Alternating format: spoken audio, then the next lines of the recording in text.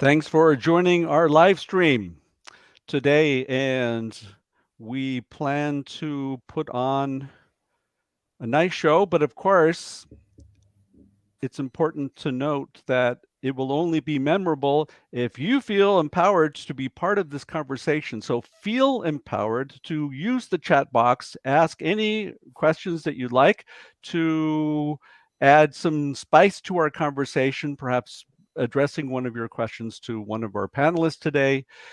And I think with that, we can go ahead and get started with the show. And perhaps, Rachel, if you can give us a description of who you are, and so people are ready to throw their barbs in your direction.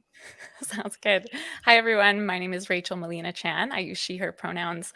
I'm the co-founder and creative director of Eco-Anxious Stories, which is a project that I began to help people channel their uncomfortable climate emotions into meaningful action through storytelling. I'm a professional story strategist, and my work primarily focuses on using narrative to engage people in social and environmental justice issues. Great to see you. Wonderful. Thank you. Lloyd, your turn. Hi there. My name's Lloyd Alter, and I am the author of a recent book, Living the 1.5 Degree Lifestyle. I am design editor for treehugger.com. I teach sustainable design at what is only temporarily called Ryerson University in Toronto, and I used to be an architect. Okay, excellent, Lloyd. And then Sammy, your turn.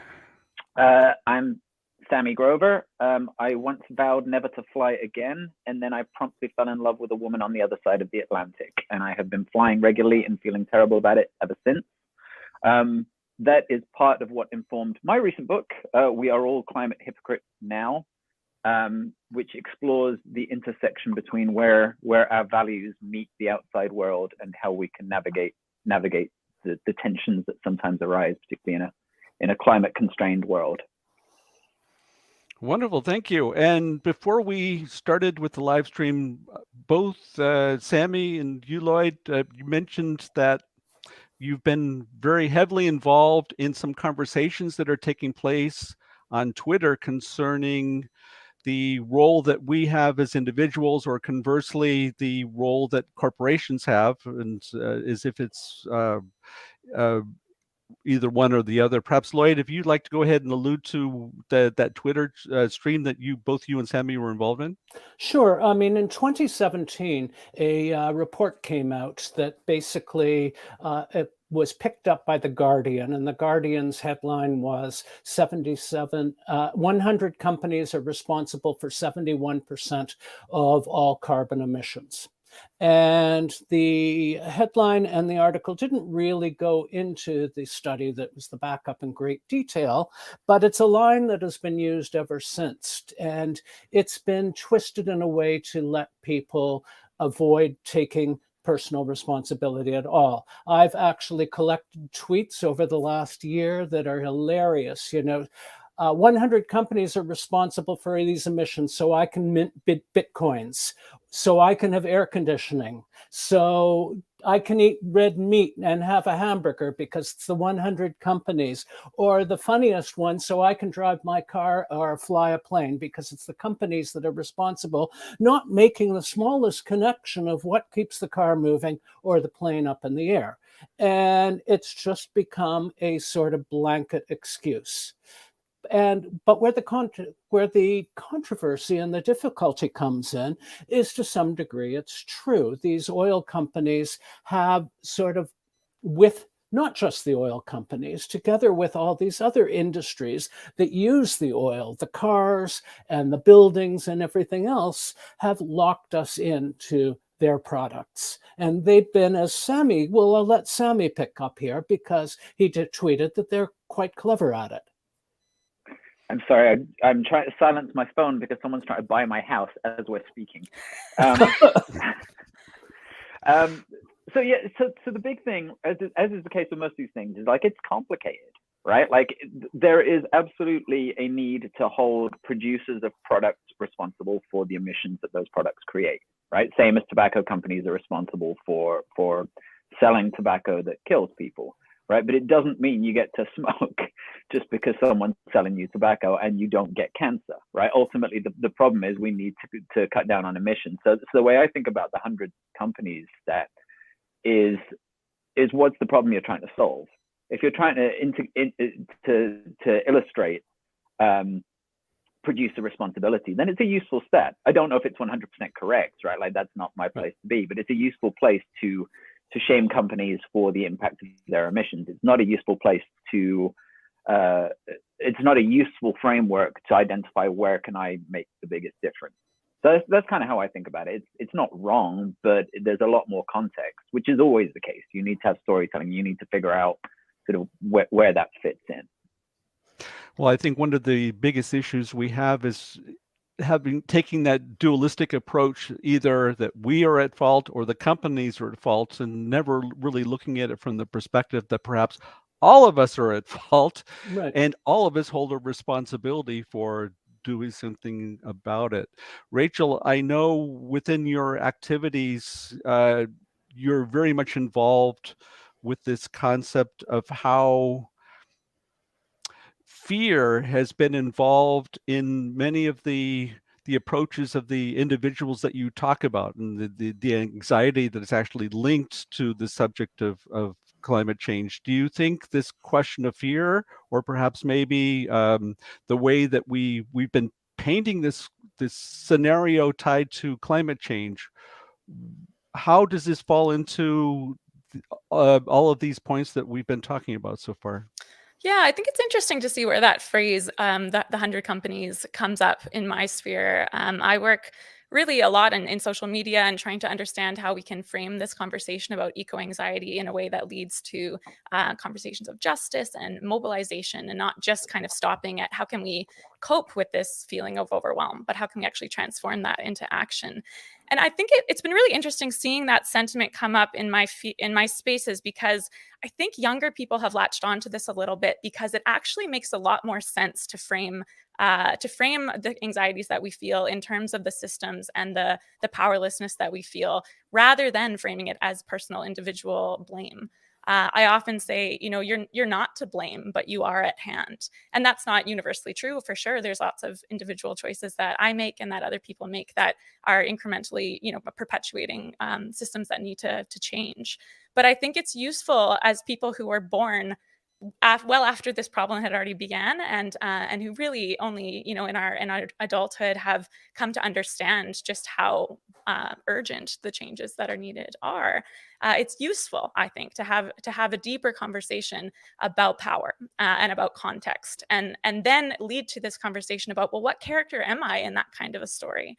And I think storytelling is a really useful tool to understand ourselves, not just as consumers, or not just as powerless, minions walking around with these 100 powerful companies controlling our every move. But it's useful to know the difference between the 1% and the 99% who are not needing to respond this way, and to really understand the nuance of all these different characters that are at play and the different kinds of power that they have. Do we feel the 99% or feel they're being spoken to? I think it really depends on how you frame it. But if I'm talking to young people, like people under the age of 15, who feel as responsible as a CEO of one of those 100 companies for their personal choices, I do think we have a problem. And that doesn't even extend to countries around the world who are certainly not contributing as much as an American lifestyle or a Canadian or European lifestyle would. So I think that this issue of who these people are, who we're really talking to, is pretty central. Sammy, I think you wanted to add something to the conversation. Yeah, I was just going to jump in, because it makes me think about one of the reasons why I started sort of writing the book in the first place was initially grasping onto this idea of sort of system change rather than behavior change. I thought I was going to write a book that would make us all not feel so guilty about the climate crisis. Right? Like that's where I almost set out to do, and it was sort of a relieving thought to say, like, oh, okay, so the world isn't going to end because I took too long a shower or whatever it was, right? And what I found as I was writing the book is actually I don't have any problem with guilt, and I don't have any problem with shame. It's just we have to understand how they function and what their purpose is. So guilt and shame are these really important social regulators that we use all the time, and societies have always used.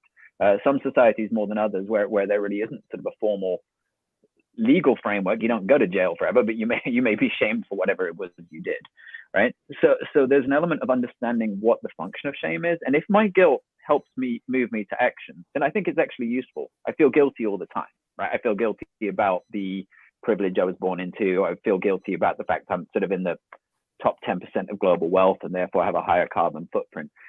That's useful in terms of it pushes me to write a book or get active or to do the things I need to do. Where it becomes debilitating, I think, is one, if the guilt becomes so debilitating that you don't want to even look at the problem, and two, if the guilt becomes the central thing that guides what you actually do. Right? And by that I mean, so the analogy I use is I have a distinct memory of being 6 or 7 years old, and there was a famine going on in Ethiopia at the time. I remember eating disgusting English school food and wanting to throw that food away. And my teacher came up to me and said, "There are children starving in Ethiopia." And the only response I could give her was like, "Please send them this food. I do not want it," right? And the analogy I use is like, it's probably sensible for most of us who have privilege to feel somewhat guilty that we have that privilege and others are suffering and are at the front lines of climate change.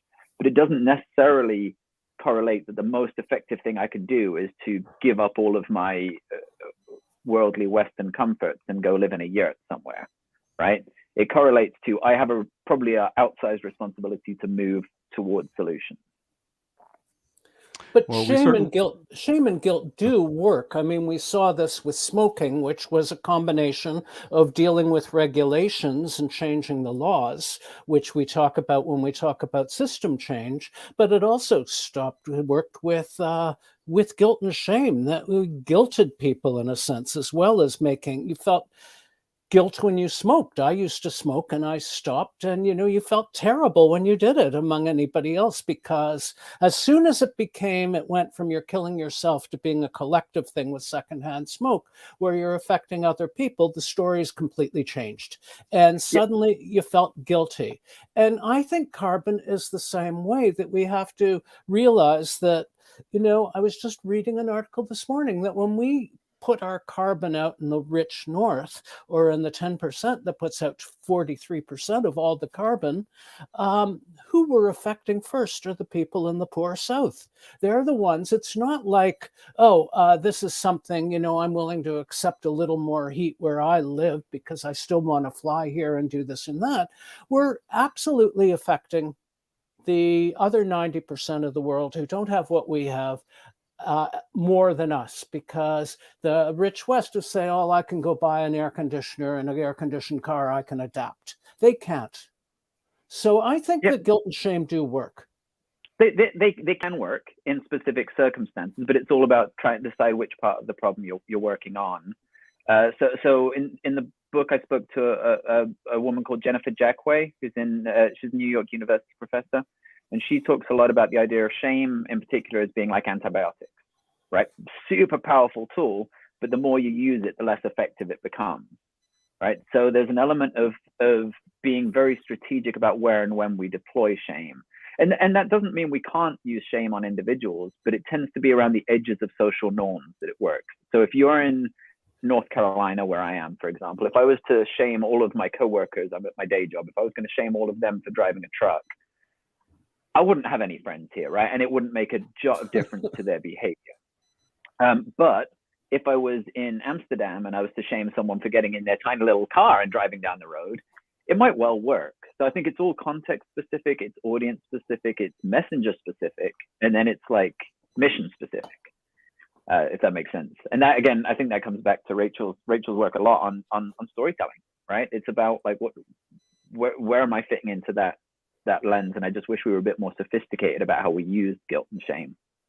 Yeah, I think there's a strategy involved there. It is tactical, and I love that up in your book and that analogy of antimicrobial resistance and just being really specific about how we use these things that have a function. As you said, that's my premise as well on this whole question of climate guilt. Is any climate emotion can have a function to be mobilizing and can help create fidelity actually in a story if the reason for guilt is that values and actions aren't lining up. But so often it's that our actions and our values and our choices aren't lining up. You can only take the choices that you actually have, and even if that requires sacrifice, sometimes the choice isn't there, or really isn't perceived to be there. And I think that there's a limit to guilt and shame when truly the action or the choice isn't easy, isn't available, and certainly isn't reasonable for poorer people or people with less privilege to take. And so there's a deep responsibility for those of us who feel that we have those choices and that we can make them, to do so and to start to shift that culture. But I think there's also there's a limit to those emotions and the depth that they go. Whereas an emotion like love or solidarity with people in poorer countries, with people in future generations, that is an emotion where we just need more of it. We actually just need like an abundance of that and a deeper, more true sense of that. And that can actually move us forward. So I think of it like the movie Inception, when they're trying to convince this person to make a motivated choice, and going into their subconscious to convince them. There's this line that's like, we can't choose a negative emotion because that's going to fizzle out. We need something that's deeper and that's tied to our love for each other. And in this case, this man's love for his father who was dying, that would be enough of a motivation. And I try to think about that too, as we're trying to reframe people's stories. How can we reframe this so that that guilt or that shame is like a launch pad into a deeper sense of love and commitment for the people and the world around you? Because that's mobilizing, and that we just need more and more of. I think this is all tied to internal motivators that we have. Why are the reasons why we do what we do? And of course, it makes it much more relevant. A word I haven't heard so far, but I think that's kind of been the underlying tone. To what degree do we feel this is actually relevant to what we're going through? And of course, creating a situation where people feel they could do it on their own, which I think is part of the problem, and they could actually see progress, autonomy, and mastery. If I look at the 99%, I don't think they feel that it's really relevant to the messaging, or the stories they're hearing is not relating to their life, and they don't feel they can do anything about it.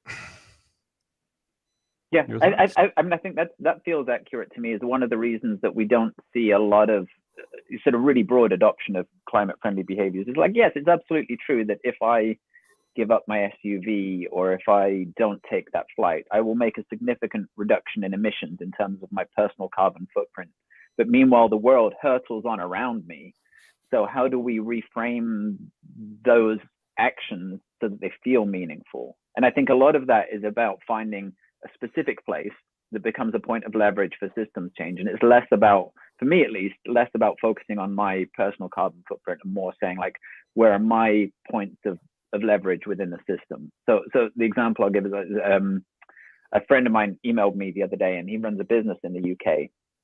And he said coming back from the COVID shutdowns and all of this, they're beginning to think about conference travel again. And he doesn't really feel like he can never travel again or the business will shut down, right? Like, that's not a realistic option for them in the current situation. But they are looking very meaningfully at, one, overland travel for short distances, two, halving long haul travel, and then more importantly, about talking to the conference organizers about how can you start putting on virtual events, making virtual travel more accessible. So it's one of the things that happens, I think, when you think about yourself as sort of a player within this bigger system, it becomes much easier, or more, perhaps not easier, but more impactful to see where I want to put the lion's share of my energy. And it doesn't mean it doesn't help if you do those things. If you crawl around on your hands and knees and cork your floorboards and, like, change your light bulbs and all of that, it's not a bad thing to do. It's just that's maybe not the thing that we need to be focused on the most. So it's finding those specific points of leverage, then finding ways to connect those to other actions that other people are doing. That's kind of my kind of hobby horse I like to get on constantly. Mm-hmm. Can I segue onto one point that you just made, because you gave me such an interesting example of when you talk about crawling on your hands and knees and caulking your floorboards, is that everybody thinks that when you make these changes, you're giving stuff up. that you're not going to be living as nice a life.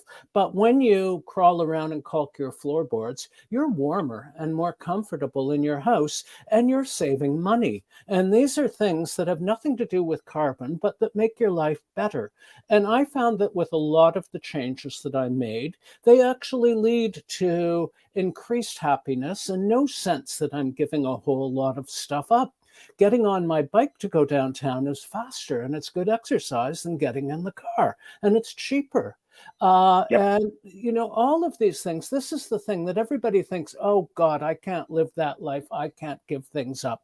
Giving up flying is the one fly in my ointment with the whole thing, because with almost everything else except about the flying, I don't really think I gave a whole lot up. Now, I happen to be like Sammy, born into comfortable circumstances, and I have a nice house that was in a streetcar suburb, so I can walk to 3 departments, 3 grocery stores, and get everything I need within walking distance. And 75% of North Americans live in the suburbs, and they can't do that.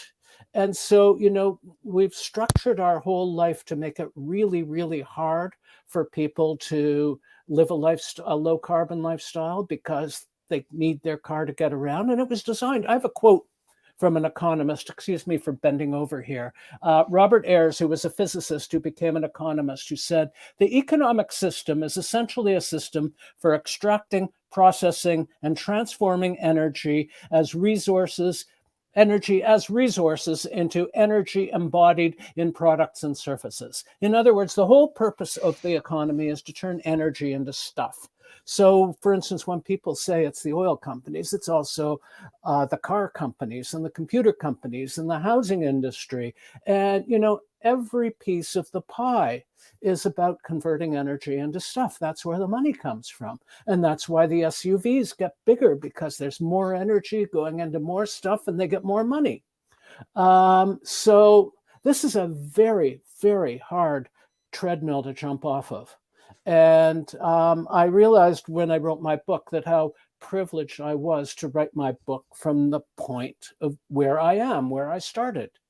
And this isn't a point that most people have. And so that's, again, where the whole question of guilt comes in, because I could do something that I know someone who lives in Calgary cannot. And that's just a point I wanted to get in, that a lot of people don't have choice. But again, that comes back to this idea of stories, right? Is how do we tell a different story of what the world could look like, right? Like, you look at Amsterdam or whatever, or Copenhagen, it's not really about like Danes and Dutch being really good people that ride their bikes because they're just better than us. Just like they've built an awesome city that you can actually do that in, and they have a really good time doing it. Yeah. And the jerks ride their bikes just as much as the nice people.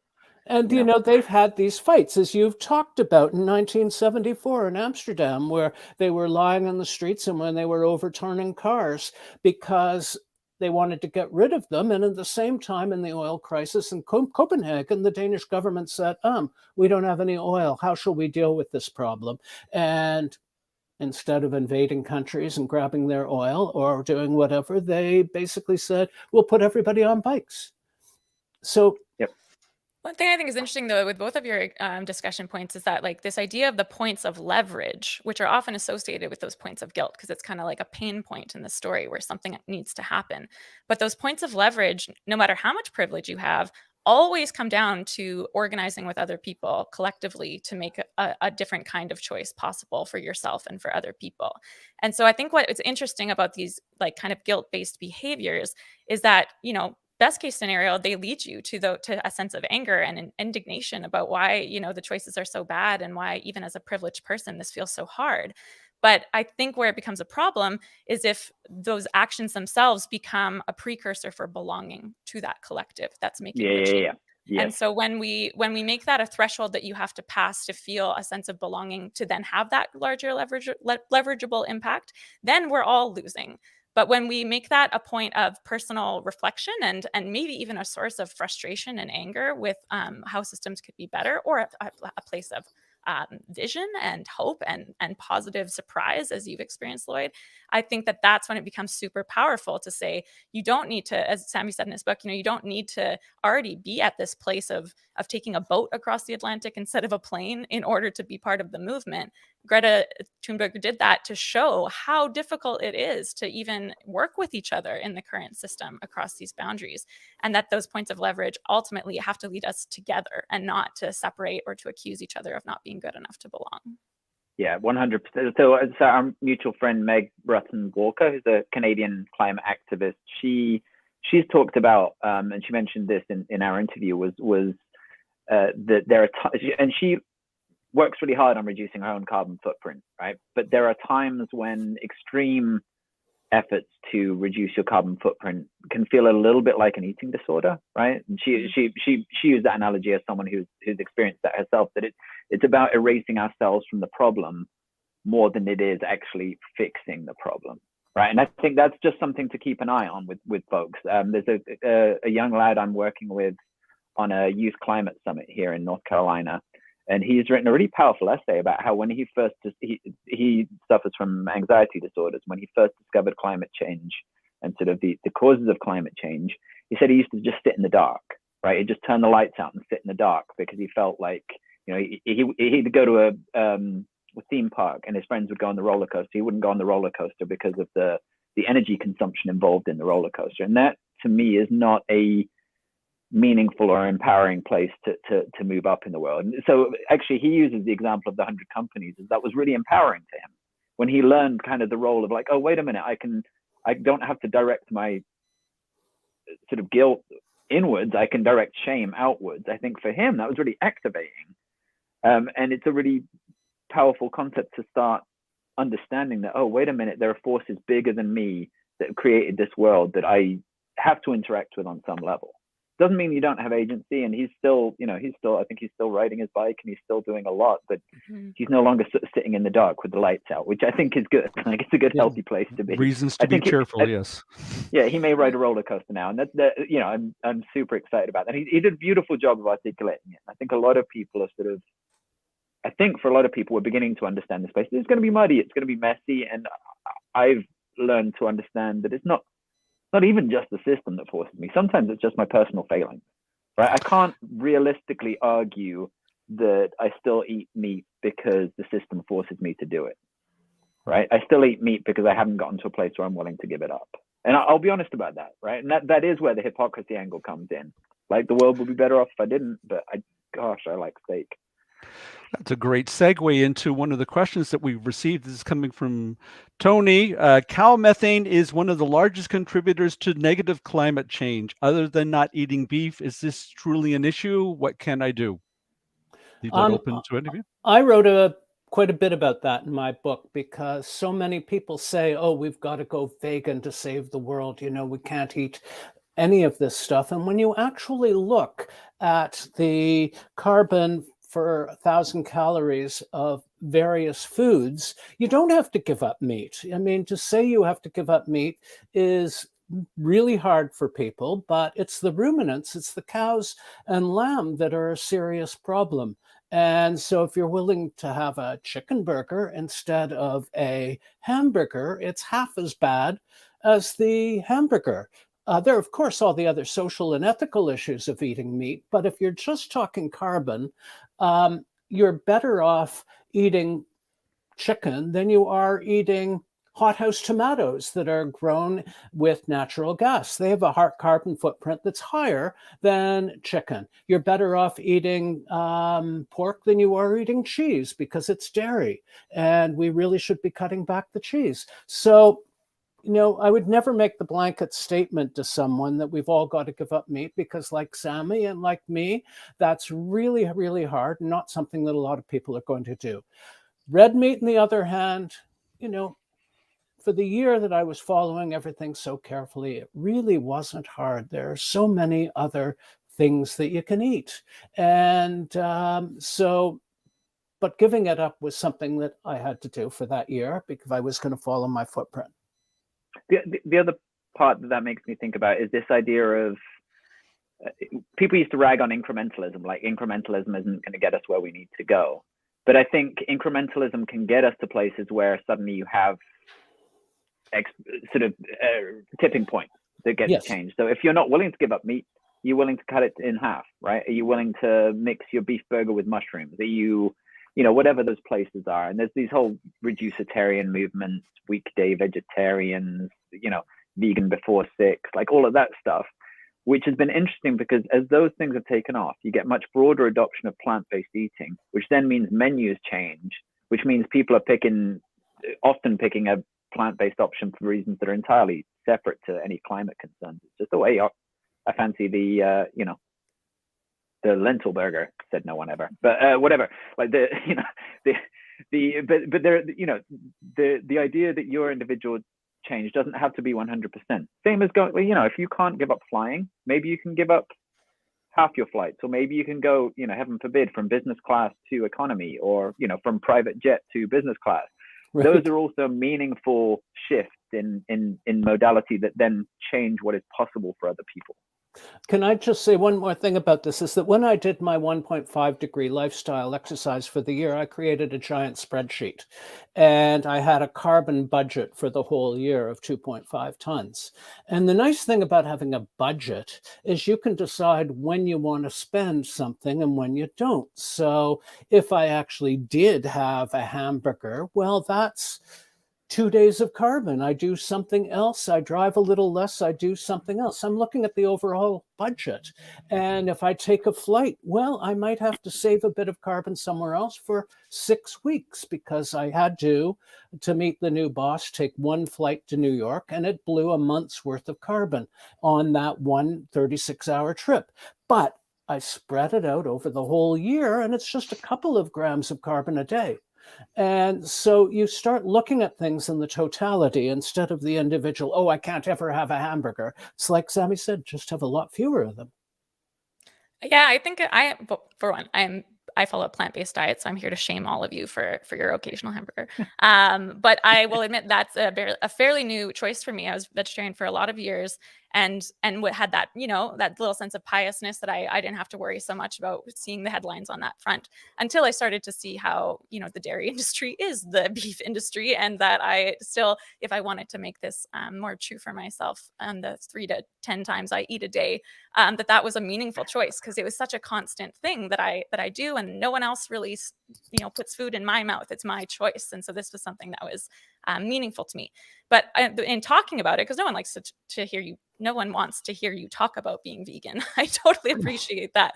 But I think what helped me kind of reframe the conversation was this idea that this identity of being a person who never eats meat is so much more of a hurdle, as Sammy was saying, than the actual reduction of these behaviors or of these carbon emissions. And I like to think of it more as an Act 3 problem. This is like talking about the future and the outcomes that we actually want. And sometimes we'll use this analogy of the new economy, and it's just like most abstract form. We know we can't keep the old economy. The old economy will result in us having incredible amounts of preventable death. And so if we know that there's this new economy coming within our lifetime, and we don't know exactly when it's going to come, and we don't know exactly what it'll look like, but we know we need to fight for it, how can I be the most ready to actually live my life and live well and enjoy my life in that world? And how can I use these cues throughout my daily life and my choices to make me excited about that, not dreading, oh my gosh, this is my 30th last hamburger, and eventually I'm going to have to give this up, but to actually get excited about those alternatives, or demand better alternatives, or just get in the headspace of actually wanting that world to come around. That to me is more powerful as an identity, as a citizen of a new economy that's not here yet, than being a vegan or a plant-based person or something like that, which is such a less meaningful identity at the end of the day, or perhaps a more of a barrier as an identity than what we're actually needing to do. Well, that's one of the challenges with the sort of the lifestyle-based sort of model for change, right? Is if it's an individual lifestyle-based model for change, one of the challenges that I explored a little bit is just this idea that it doesn't actually matter if you preach as a vegan or not, right? People say vegans are preachy, vegans are preachy. They're not necessarily. It's just that the rest of us perceive you as preachy as a vegan because we feel bad about the meat we're eating, right? So it's Some not of them even are in your preachy, control. Right? Yeah, I mean, they exist. Yeah. Right? I think the that other piece. idea of, Yeah. Oh, sorry, Sammy. Go ahead. but you know, that idea of like we placing those labels can be quite divisive. So my wife is a registered nutritionist, and she was talking to a local vegan chef about this, and he was saying, you know, like people will say, "I've never eaten plant-based food," and his response is like, "You've never eaten an apple." You know, and just this idea of, you know, like just this idea of it doesn't have to be, you know, I have a friend in England who said, you know, I'm vegan, but I can't call myself vegan because I'm going to eat fish and chips once a year. Right. And that's like, you know, if you've got to that point, who gives a shit if you're vegan or not? Excuse my language. I don't know if we're allowed to cuss on here or not. But, No, you're not. We're going to have to bleep that out. Okay. Fire. You can Too shame late. me for that. We're live. Well. Yeah. I think a really important thing to mention, though, too, especially around that plant-based diet piece, is intersectionality. And it's not, that's a word that hasn't come up yet, is this idea that as soon as we go to that systems level and we recognize that there are a bunch of different kinds of people and kinds of groups and kinds of populations with totally different history, as someone who is, you know, the child of colonizers, of like a movement of people who came to these lands to impose their own system on Indigenous peoples and the sustainable lifestyles and communities and cultures that existed here.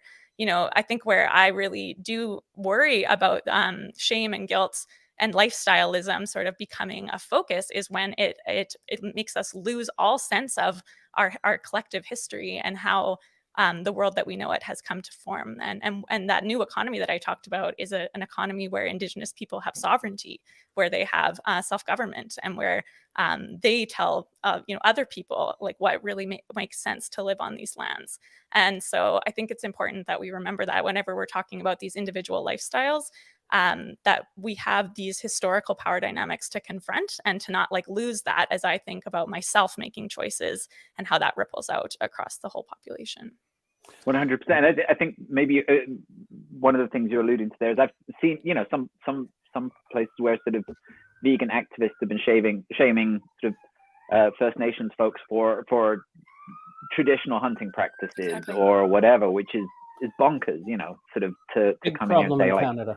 Yeah, you should be eating your Impossible Burger rather than, you know, doing what your folks have been doing for thousands of years before my folks even got here, you know. If this is really about, you know, repairing our relationship with each other and remembering our relationship with nature and our interdependence there, then that's a much different starting point to make these choices about how to eat or how to live than this idea of, okay, here's the threshold, and if I don't cross it, then I can't even be a part of the climate movement and be a part of change. A good example comparable to your the food thing is the bike thing. I'm a bike activist, and there used to be very few people on bikes, and now there are so many on bikes all year round that it's called, where we live, the war on the car. You know, every time they put in a bike lane, that we're taking space away from the car. And when I try to say there is no simpler, easier way to reduce carbon emissions is then to make it really easy and comfortable to ride a bike safely. That's all you have to do. A few barriers and give up a little space from the road and make it safe. And you'll get so many people doing it, because that's what they need, is a safe place to ride before most people go out. And the pushback and the fighting and the screaming and the politicians and the everything is just like the noise. And I just think, you know, if we can't do this simple thing that does not involve, you know, hydrogen and nuclear reactors, it just involves a little bit of space, we're really in trouble. But that's a useful reminder, is that you're going to have that tension. Like that happened in Amsterdam in 1970, and it's happening in Toronto today, right? But the tension eventually dissipates because people are going to get on bikes and go like, "This is fun," you know. And then they're going to, you know, once you live in a city where you can, like, I lived in Copenhagen for a year, and just, you know, riding a bike drunk is fun. I'm sorry, it's not safe, but it's fun. I did it. And if you can make it safer, then, you know, that's the future we liberals want to see. But I love your story about just trying to drive to bicycle to work once, and you didn't think you'd get back. Oh gosh, yeah, I definitely drove here today. So, but that's what. So I think that you both brought up that point that, like, it's not just about asking people to take on these lifestyle choices that aren't currently in the norm. It's also that they will face structural barriers and social barriers to doing that. Like if you want to become that biker, you're not just kind of immersing yourself in a physical landscape that isn't designed for your safety, but you also might have people accusing you of being some kind of climate warrior or something like that, and actually feel like you have to respond to that with saying like how perfect or imperfect you are. And again, I just think we're setting up newer folks who really want to join our movements, who want to be a part of this. We're really setting them up for a really difficult time if what we say is like, you have to be pure enough to deal with the structural barriers and to deal with the social pressure against you and still come out looking really shiny and not hypocritical in any way. Because if you bike, but you're not giving up meat yet, then you won't have any ground to stand on. It's just an enormous barrier and threshold. I've used those words a bunch, but yeah, I think that we're setting people up to not really want to join us or to feel totally unsafe and unprepared if they do, if guilt is kind of the key motivator. Right, so it makes me actually want to dig out the quote from my interview with you in the book. I'm not going to do it because it'll take me forever to flip through the book. But I think you said it beautifully. It was something along the lines of you've had to come at this. We were talking about not flying, and you said you've had to sort of come at it from both ends of like, yes, my choice to take a flight is not consistent with my values, but also like me going home to see my family for the holidays is not the reason the world is going to end. Right. And I think it's really important for both of those things are true. Right. Mm-hmm. And that we're all going to be making these imperfect choices. Right. We're all going to be sort of just trying to figure it out. I love that story that you told in your book. I think it was talking about George Monbiot, talking about the love miles. Is that the right? Yes, Monbiot. Yes. Yeah, Monbiot. Yeah. Thank you. That story, the idea that like recognizing that the world currently isn't set up for all of these alternatives. I don't have a light rail renewable train to take me back to Saskatchewan to see people that I love there. I don't have that option. That doesn't exist. I really hope it exists within my lifetime, and I support public leaders that want that kind of stuff. But I think that at the moment, it's within my values to continue to be present in my family's life. And sometimes that means, making really big choices, the most meaningful choices about where to live for decades. But I think that we can't forget that we aren't just consumers. We're also members of communities. We're also people who want to be close to each other. And I love that idea of if we have to make these really difficult choices as a society, can we please make room for love to be the reason that we do things rather than commerce and business and profit and exploitation, which is really driving the economy and making this so hard. So not to say that flights are in our future at all. We still need these alternatives. But in the in-between times when most of us have that agency, we can't kid ourselves that there are choices to be made, but that we can actually choose like what values take precedence. Yeah, if I can add something, the elephant in the room that we haven't talked about so far, and that is the economic system where we consider it to be growth when we produce things that people consume. And that is always used as the vehicle by which we ensure that we continue on this path of progress. I would say that regardless of whatever the efforts are, if we are not able to look at this particular situation in a serious way, then I'm gonna piggyback on Sammy. I'm gonna call this one pissing in the wind. Your thoughts on that? Degrowth is one of the most difficult things for us to actually deal with. And there are people who make the case that the word that we should be using isn't degrowth, but decoupling. That, I've decoupled carbon from my transportation by taking a bike. I can, Sammy, did you put solar panels on your house? No. Solar hot water heater on my old house. Yeah, we can decouple a lot of our energy by using renewables and still make things with that. We can decouple the carbon emissions from buildings by building low buildings out of wood instead of tall buildings out of steel. We don't have to kill the whole economy just to reduce our carbon emissions. We just have to start making really smart choices right now. And we have to lower our expectations. I mean, everybody is so crazy right now about we're all going to be driving these wonderful electric Ford 150 Lightnings in 2 years.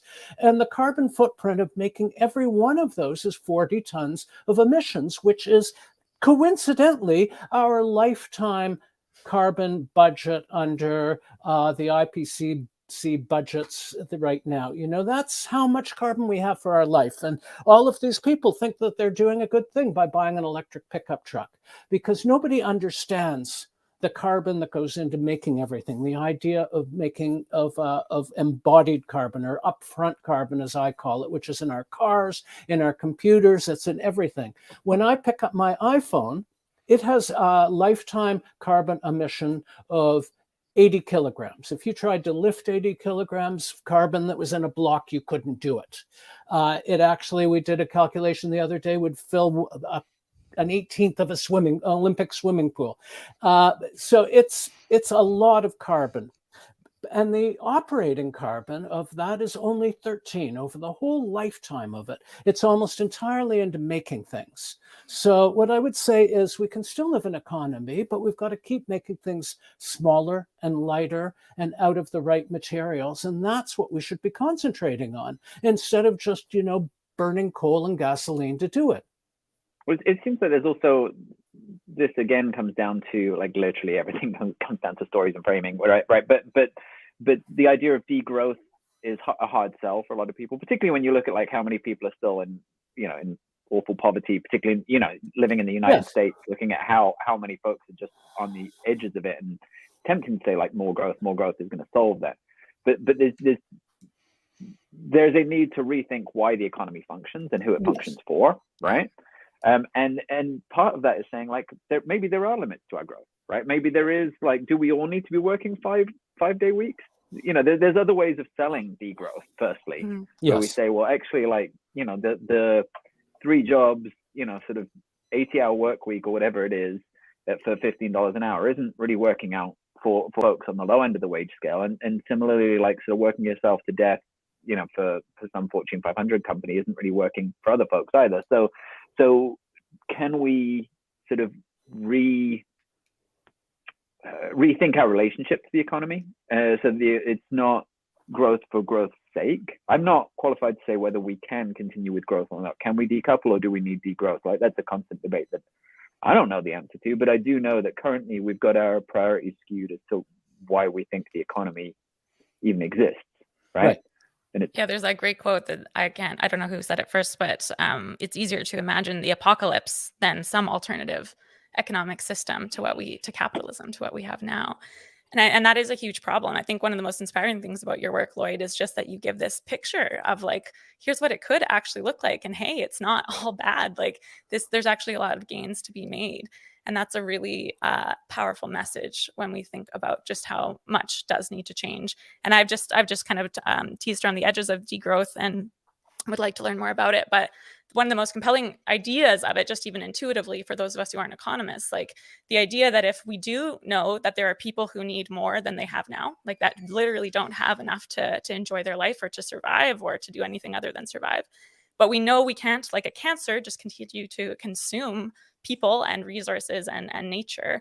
That implies redistribution. That implies that we actually change how things are organized. And that, I think, is the most terrifying thing to the people who don't want to imagine and can't imagine an alternative to capitalism, is that if we stop producing the way we have, which we know is killing us, and we actually think we need to supply people with the social determinants of health, with the things that actually, the choices that actually make them healthy at a population level, then we need to redistribute the resources that we rely on.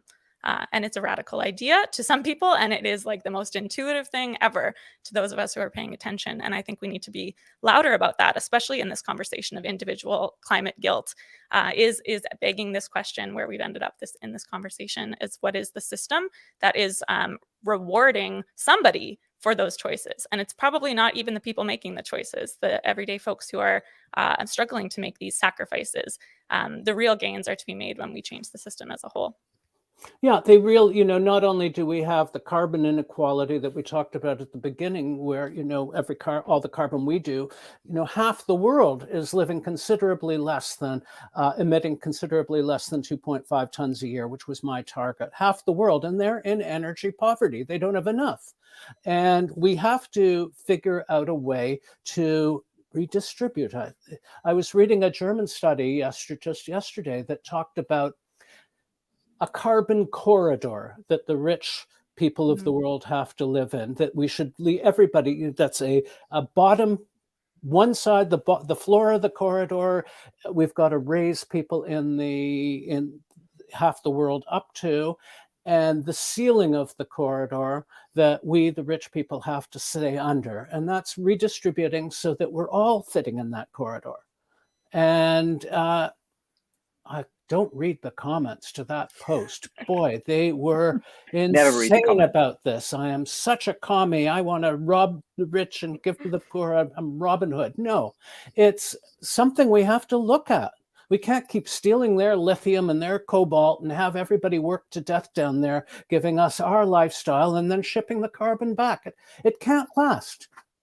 To me, the most encouraging, or the best place to start that conversation, though, is like how little of our material and energy consumption is really bringing us value and well-being, right?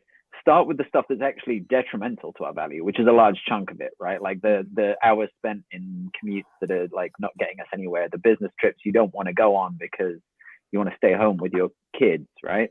Like the red meat that we're eating too much of and it's killing us, right? Like there's plenty of places where all of these sort of consumption patterns are directly undermining our health, our well-being, and that of our neighbors and friends and fellow citizens, right? Like that seems to be the sensible place to start. And often one of the reasons why the footprint thing worries me a little bit is that we don't focus on the things that are the most egregious and most pointless, right? Like those are the places to start. Whereas often I think when we focus too much on footprints, we dive straight to the thing that feels like sacrifice. Right. The most meaningful. Right. We dive straight to the thing that hurts because we feel like it ought to hurt. Right. And actually, like maybe moving your pension is the most powerful thing you do first. And you do it once and you forget about it. Right. Like it's just this lens of like we always feel like we have to be we are the central hero in the story, as opposed to like we are like this one part of the bigger, the Lord of the Rings had a lot of characters. Yeah. Well, and I think we need to be creative about those characters, because even a lot of the comments or the examples that we brought up today, people who don't own a car, who don't own a house, and who don't there are lots of people, even in my demographic, which is still really privileged, who are trying to make these really big, meaningful decisions about, where should I invest my career, my time, where should I live, should I have children? Like these are huge decisions, and it's the little decisions I think are in some ways like more of a distraction, because they ignore the fact that a lot of us aren't even in the position to make these lifestyle choices. I have to rely on my landlord to make those changes, and so it's I think the more we can kind of nuance what we're calling for, and the more we can do, I think what you're talking about, Sammy, is like multi-solving. The work of Beth Sawin comes to mind. This idea that we can actually, as we make the world better, and from a carbon perspective, we can make it better in every way. Like we're talking about redesigning systems. Of course, we can make them better, and to see ourselves in that and not be as concerned about not concerned, but to really take it in context, how our small decisions and those larger decisions are in relationship. One of the things I found most interesting when I was in Vienna. Vienna is a city where almost nobody lives in a single family house, and it's all designed that everybody lives in flats, and very few people drive, and they've got great trams and great bicycle lanes and great subways, and nobody's miserable because they don't have a big house and they don't have two cars and they don't have a media room there. They're very happy. I mean, our lifestyle that we're in the West, where we're like the average Canadian an American is putting out 17 tons of carbon per year. And the average European or Viennese is putting out 4.8. But they're not suffering. they're in many ways living far better than we are, because some smart design decisions were made collectively in terms of planning and where they're going to put their money and how they're going to set up their health system. They're not giving stuff up to have a carbon footprint that's a third of mine. And that's the thing we all have to realize about this. I talk about individual actions, but it really is systematic. It really is about decisions that were made about how are we going to build our society. And that's what we all have to collectively do now. I mean, where I live in Ontario, we're making a decision where the current government says we want to ram 2 more giant highways through the green belt and everything. And we want to build houses everywhere. And we said, no, step back. What should we be building? How should we be getting around? And those are the fundamental decisions that we have to make politically and collectively that make it really easy and comfortable to live a low carbon lifestyle. Yep. And once you do that, then you can start shaming someone for driving their car. Exactly. When they have alternatives. Yeah. Yeah, perhaps we're looking at a different benchmark, but I think we could probably have a whole different live stream on the ability for the Austrians to actually go ahead and reach those ideals, Lloyd, that you've been talking about. But I'll leave that for another time. I'm afraid we are reaching the end of our time allotted, and like to give you all an opportunity to maybe share some closing words. We'll start with you, Rachel. What I'm left thinking about is just how it's interesting how whenever we talk about individual action, we always end up talking about systems. And whenever we talk about systems, we always talk about how do we engage with these as individuals. So it's nice to know that we're going to end up talking about this anyway, no matter where you start. But what I'm thinking about now is perhaps we need to talk less about lifestyles and more about practice, more about how we practice every day the things that we actually want to come about, and that some of that is really localized into our personal decisions and our households.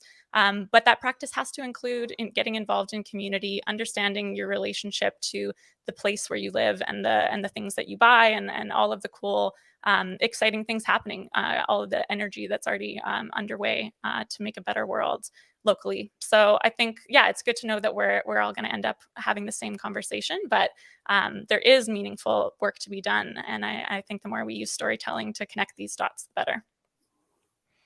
Here, here. Thank you. Lloyd, from your side? When I started writing my book, Sammy Grover was writing a book at the same time, and I thought that they were going to be opposites and that we'd be on a seminar like this, sort of screaming and tearing at each other over Zoom. And what happened is that, and I didn't even read Sammy's, I didn't want to read Sammy's book until mine was out and published, because I was afraid, oh God, I'll love it and hate mine or whatever. And what I found is that although we came at this from different angles, we really ended up in the same place. That I became convinced that the systemic changes are really important because people can't live the lifestyle without them. And I'll leave to Sammy to his conclusions, but I'm going to hold up my book and recommend that people read it, but also bookend it with Sammy's, because I think they're a pair. I think you just got the baton, Sammy. Your turn. Perfect. I don't have to plug my book now. So one, I saw. I don't know if I'm pronouncing your name correctly, Haider, but your question was in relation to Brazil on this topic. I don't have a lot of firsthand knowledge of Brazil, but I think one of the things that comes out of this conversation is the idea of context is everything, right? So there's a tendency within discussion of climate change that we say, well, we have to live like this, we have to live like that. And it's true if you live in the city or rural, it's going to be different. If you're a city planner, what you have to do is different to if you're a school teacher, right? And the same is true of countries, right? You have to ground any response to the climate crisis in the context of where you are and what you're trying to solve. Is that's the best I can offer on that one. But the other thing, I was just going to piggyback off of Rachel's comment to saying, if we reframe why individual action matters, the way I talk about it a lot is thinking less about behavior change and more about boycotts, right? So when you are doing a certain action, right, it's not about your personal carbon footprint. It's about the systemic messages and systemic pressure that it puts out onto the system around you. That's kind of the biggest lesson I have learned. And that allows you to, one, focus your energy where you think it's most important. And two, I do think it allows you to cut yourself some slack and saying, hey, this is where I'm choosing to focus my effort. And I'm not necessarily going to sit there and feel guilty every time I fall a little short somewhere else in my life.